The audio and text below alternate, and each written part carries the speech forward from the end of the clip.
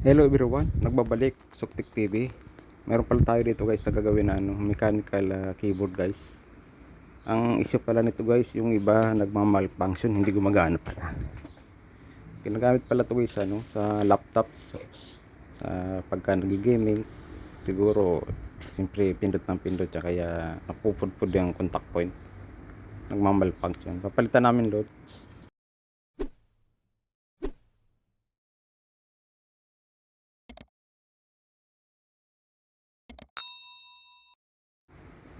Ano ko muna guys, tanggalin ko muna to guys. Itong mga tornilyo dito sa gilid, maliliit lang pala na star screw guys.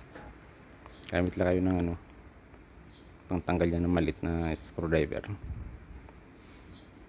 Maano kasi ito guys, ang ganito sayang din pagka bumili ka nito, mahal din. Yan guys yung nito guys, likod niya.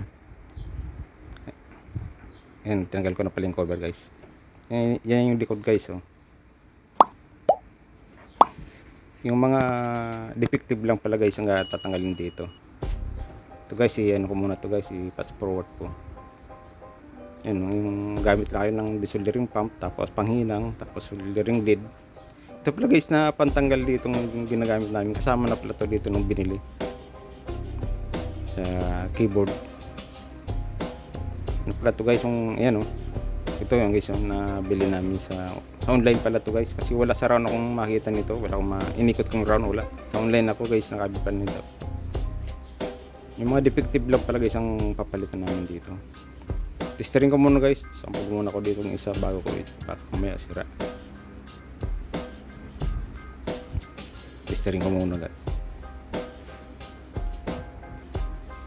Okay naman guys, gumagana naman yung guys yung tsura niyan. Hindi ko na pa pinakita sa inyo pag tester, pero gumagana naman. Yan guys, tanggal na namin yung mga defective. Yan ito na ito na guys yung mga bago guys. Nasa din itong piraso na walo. Bibili ka nito, mahal din nare-repair lang din naman. Yan guys, kami nabibili ganitong klaseng contact switch.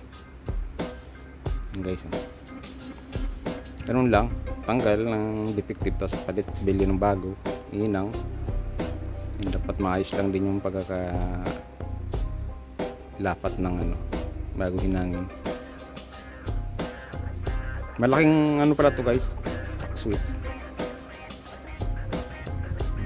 Siyempre pagka naglalaro, diba, inaano yan, mabilis, tas pa pindot ang pindot, kaya siguro napupudpud din yung carbon niya. Magana naman yung mga tinanggal guys, kaso nagmamalfunction lang. Yung guys, tapos hinangin lang, soldering lead. Yan guys, inayos ko na yung bago ihinang. Yan guys, ano ko lang to, solder ko lang ulit, solda ko lang.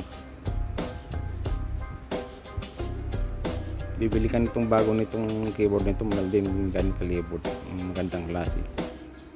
Siyempre kahit na magandang klase, pag ginagamit yan lalo na sa laro, napupudpud din yung contact niya, yung contact point niya, yung parang carbon niya, siguro dyan may lang din. Yan guys, naibalik na namin yung guys, solda na pala.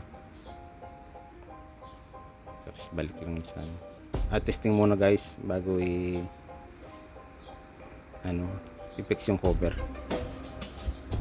kasi pag baka maya may problema pag ginamit sa laptop pala to guys ginagamit. Lapat mo muna ito guys dito. Testing muna sa cellphone para pagka sa laptop okay na siya.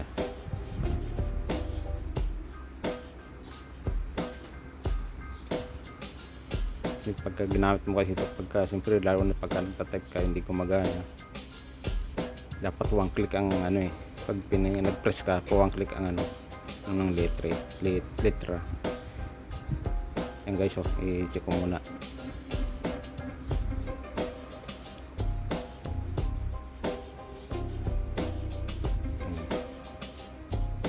Yun, gumana na guys. One click. Okay yung switch na bago, gumagana lahat. Check mo na lahat guys bago ikabit yung ano, cover. Gumagana naman siya. Ayos naman siya. Yun o. Magana siya. Ayos na siya guys. Oh. Dati nagmamalfunction. Magana na siya guys. Oh.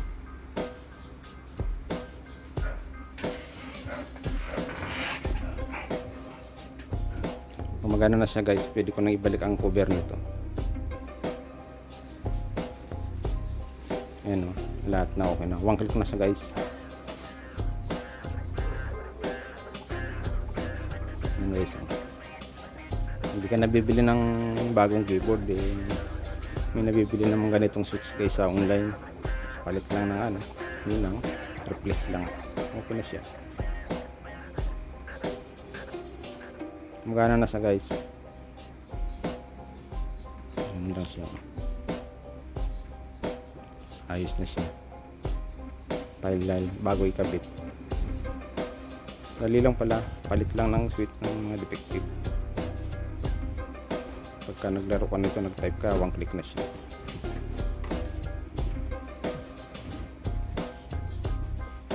Ayos na siya.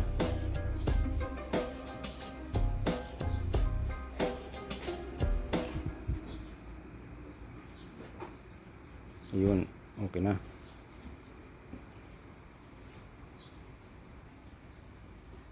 Pwede lang guys, paki-like and subscribe guys. Paki-hit the bell na rin para update ka sa mga video na upload. Salamat sa panonood.